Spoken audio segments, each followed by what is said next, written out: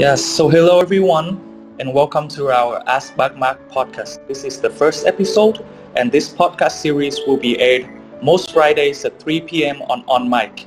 This podcast aims to help young people who want to practice English, explore intriguing ideas and are open to new challenges. And in this series we will meet Bac Mark, who is the Managing Director and Co-founder of Capstone Vietnam, a full-service educational consulting company with offices in Hanoi and also Ho Chi Minh City. So yes, please meet our guest speaker for today. Hi Bac Mark, could you please introduce yourself to the audience? Yes, thank you very much for having me. My name is Mark Ashwill. I'm a U.S. citizen who has spent his professional life working in the field of international education in 3 different sectors: public, nonprofit, and private.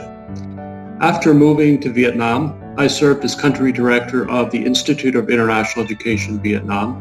That's a U.S. NGO with close ties to the U.S. government. In 2009, I left IE to co-found Capstone Vietnam. I have to say that living and working in Vietnam has been one of the highlights of my personal and professional life. So that's a very brief introduction. If you'd like to find out more about my background, check out the Capstone Vietnam website at capstonevietnam.com or my blog at markashwill.com.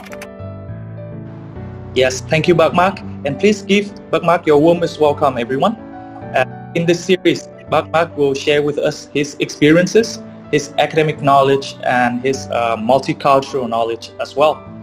And he wants to share with the Vietnamese students with regards to multiple topics that are relevant to all of us, especially the new generations. And in this first season, we are going to have a season named Knowing Yourself.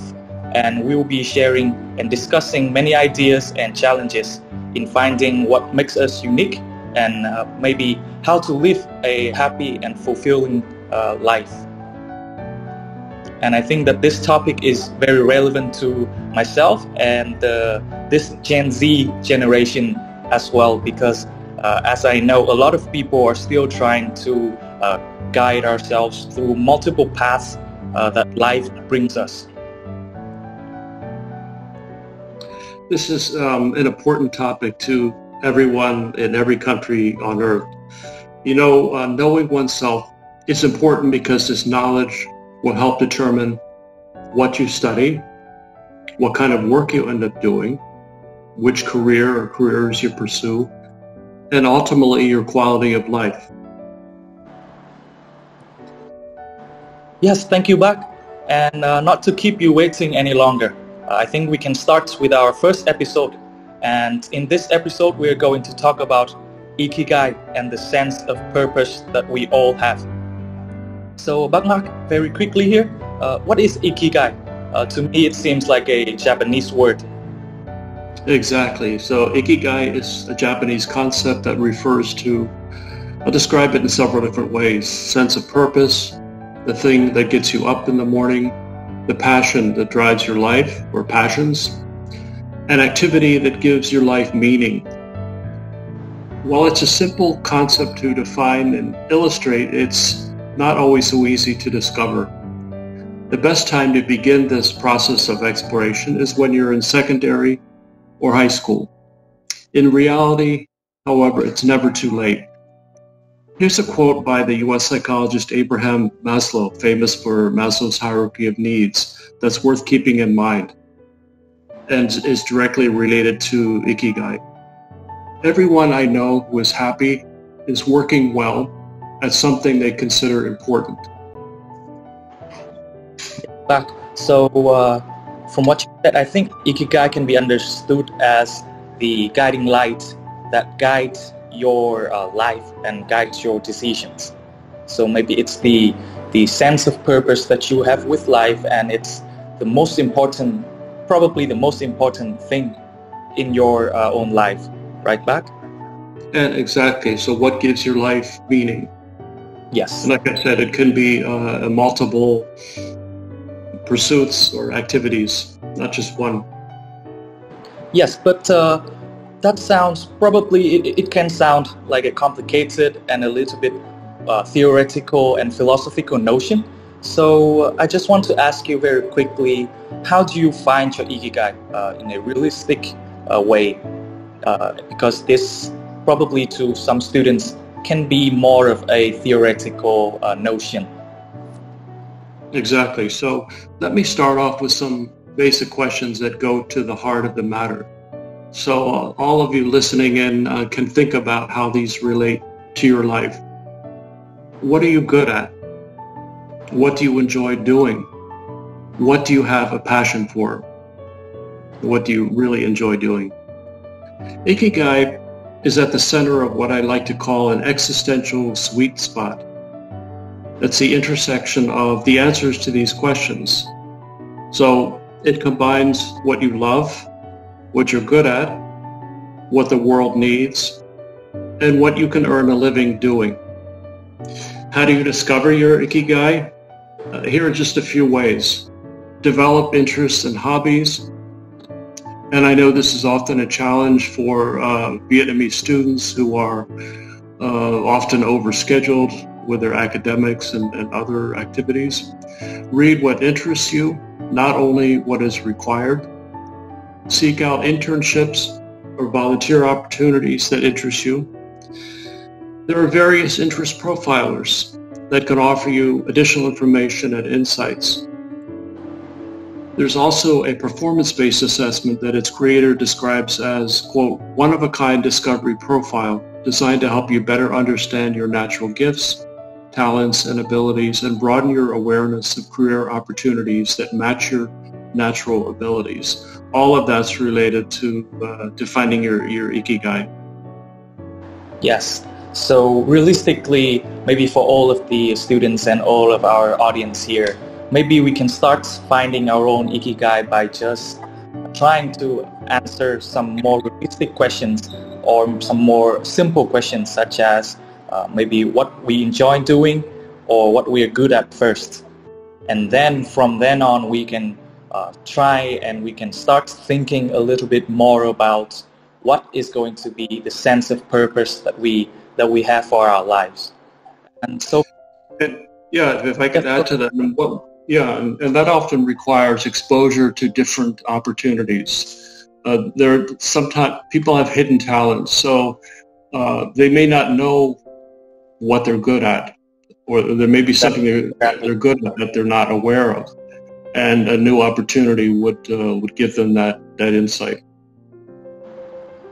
Yes. So one tip I think would be very helpful for all of our audience here is that probably you don't know to the fullest what you are capable of or what you like. So maybe we can just go out there and try multiple things and different things. And just for the students here, just join more clubs, join more organizations, participate in more internships, volunteers, just get yourself involved in more opportunities, and then from those challenges, from those experiences, you can find out more what you're good at or what you like doing.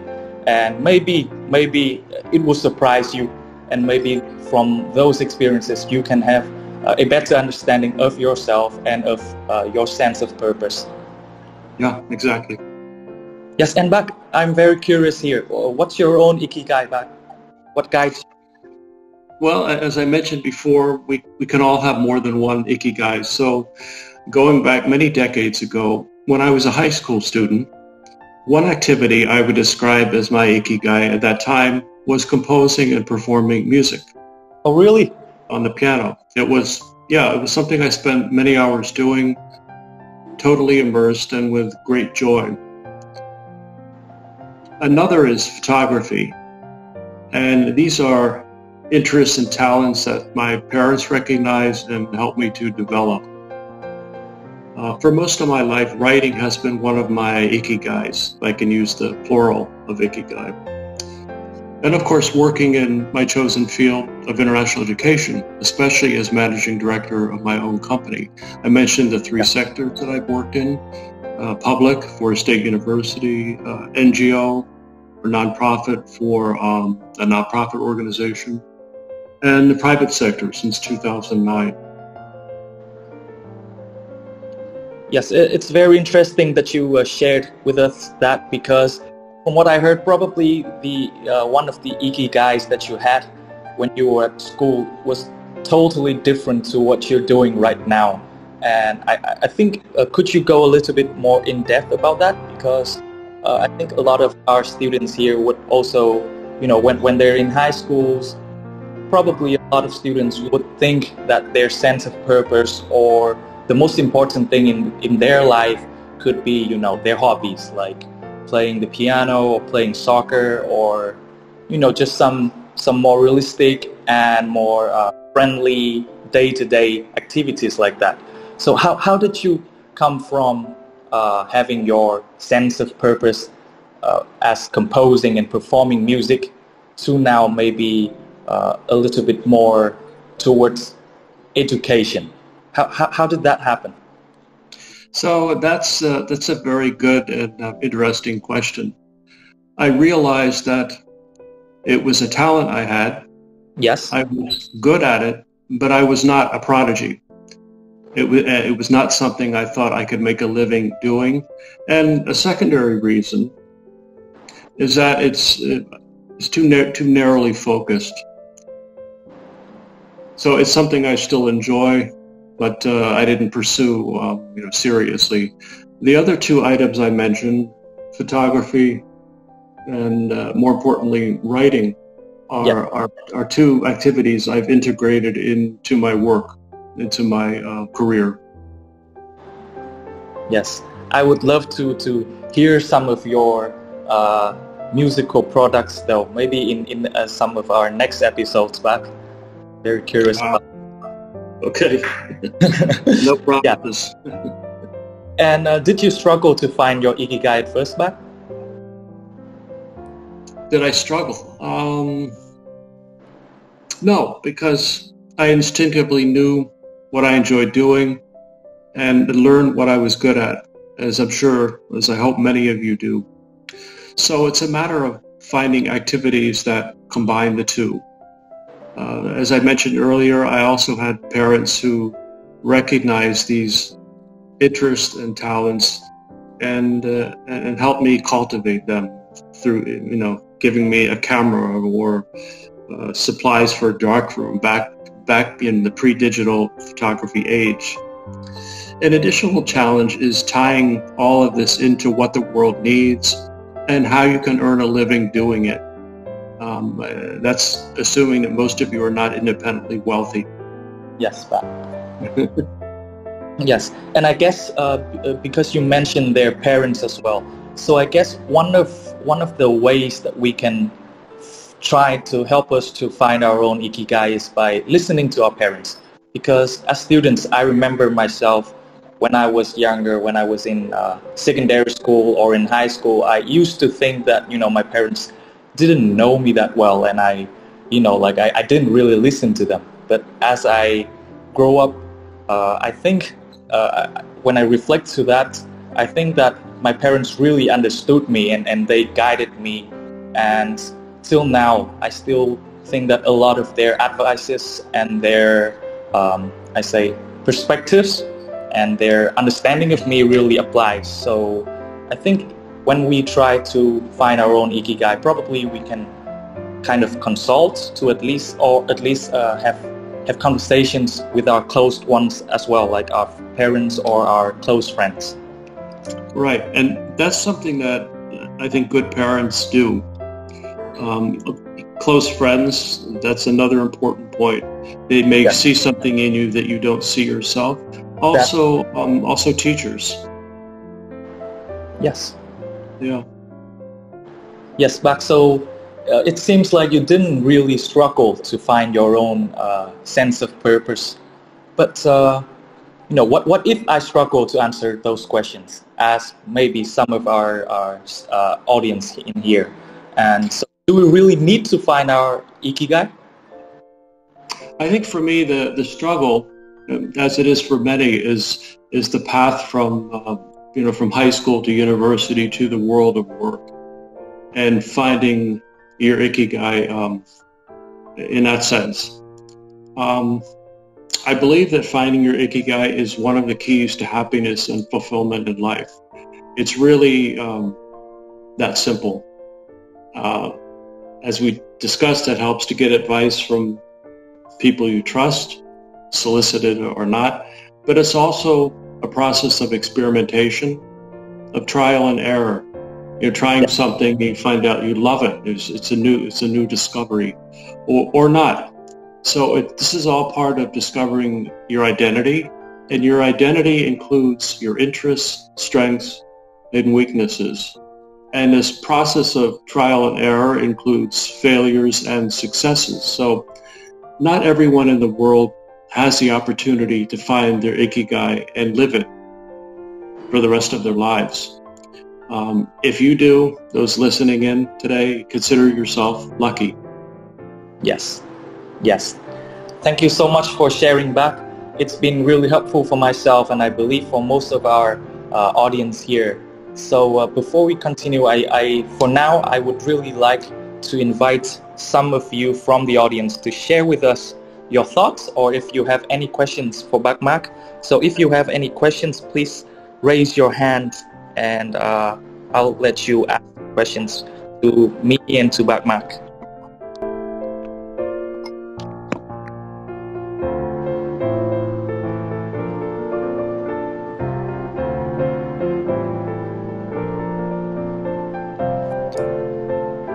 I have received a question from Facebook, and it says here, what should I do to avoid negative thoughts when I have not found my purpose of living, or my Ikigai, I would assume?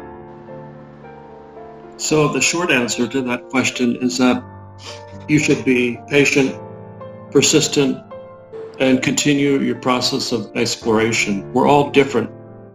It takes longer for some of us than others to find our Ikigai. When you fail, pick yourself up and try harder and keep looking. Yes, and I also want to add to that. So maybe from my own experience, I think we can avoid negative thoughts by simply just think that everybody share this struggle. I think at some point, everybody here kind of questioned our own purpose of living, or struggle to find what gets us up in the morning. So that's a common struggle, and don't think that only you have that. So yeah, as Bac Mark said, be patient and be persistent. And also start small. Ask yourself those questions mentioned earlier, like trying to look in what you like, what you enjoy doing, and what you're good at. Probably starts by answering those more simple questions first, and take steps by steps. And those are key questions that you can review from time to time and see what progress you're making. Yes, exactly. That's a great point as well. I think, because your Ikigai can change from time to time, as we can see with Bac Mark right there. So maybe, yes, sometimes we can review, and probably as we grow, we will have our sense of purpose changed at some point. Our Ikigai from high school might be totally different to what we have now, or what we are going to have in like next 10, 20 years. We wouldn't know. I think I see another hand here. So I will let Lợi Sun Park ask you a question back. Okay. All right, I'm listening. Hello. Hello, Bac Mark, and the host of the Ask Bac Mark. I am so thank you for the chance. I have questions for you that some parents in Vietnam, they have the mindset to force their children want to be the doctor or be the engineer. So how can we avoid that situation, and we can explain for our parents that what we really enthusiastic to? Thank you. Thank you for joining us, and thank you for your question. I think you read my mind. So knowing that most parents love their children. They want the best for them. They make these recommendations for those reasons. You should study this because you can get a good job, a good salary, and be successful in life. But often the recommendations, there's a mismatch between their students, the son or daughter's interests, talents, and that particular major. So I've seen in many cases where, for example, a student who studies overseas, they change majors. They somehow negotiate that with their parents, that if I study this and then I can do that in the future. A related point is knowing what you can do with major X, a bachelor's degree in a particular subject. Do you need to pursue a master's degree? How do you go from there to the world of work? How do you find your Ikigai with that major in addition to everything else along the way, like internships, part-time jobs in the summer, that sort of thing. So I think that's an excellent question, and this is a conversation that we need to have with parents as well. And this is part of career counseling, and that information is shared with parents as well as the students who are the active participants in that process. So that's my answer. But I think from my own experience, a lot of what they have to say is very correct. At least they have lived and they have experienced what we are experiencing right now. So I think that their insights with their understanding of us and of life, and of the challenges that they have faced, I think we can treat their advices as a very helpful source of information. Not the single source, but a very helpful one. It's also a process of negotiation. It's an opportunity for them to get to know you better. I'll give you a personal example. My father was a chemical engineer and research scientist. In high school, my scores in standardized math tests were good, but I wasn't interested in math. So you can be good at something, but not interested in it. So if my parents had said to me, you should become a chemical engineer or do something in engineering sciences, I would have said, well, that's not really a good fit for me. I won't be happy doing it. I probably won't be successful. So that's a personal example.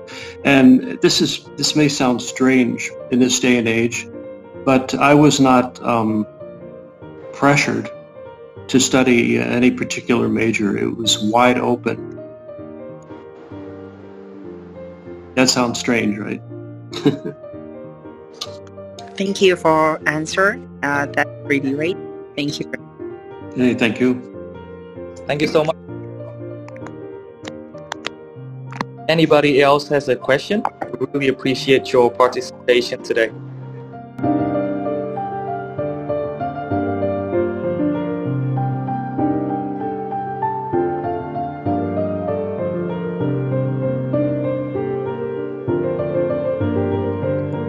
Well, yes, I guess that's it for our first episode of ASK BÁC MARK today. We really appreciate your participation in this first episode. And our next episode is going to be next Friday at 3 p.m. as well. So please do join us in that next one.